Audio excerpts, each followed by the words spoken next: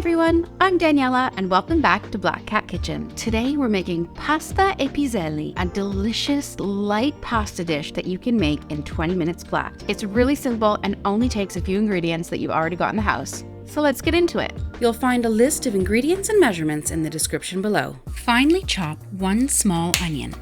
On medium heat, add 1 tablespoon of olive oil to your pot. And to this, add your chopped onion. We're going to let that cook for about 5 minutes until the onions start to get fragrant and go translucent. You'll see a bit of the onion just starting to stick to the bottom of your pot.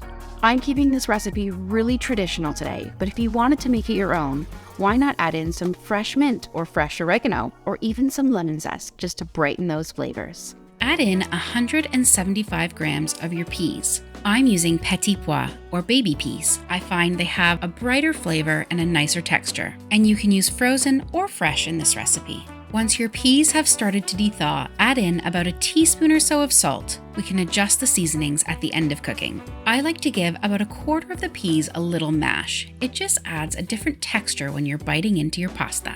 Get your heat cranked up to high and add in 500 milliliters of water. This is the water that our pasta cooks in. Bring that up to the boil and then add in 225 grams of your pasta. I'm using ditalini or tubetti pasta, but any small pasta will work in this recipe. It's really important once you've added the pasta into the boiling water that you're stirring pretty regularly because that starchy water will stick to the bottom of your pot and burn.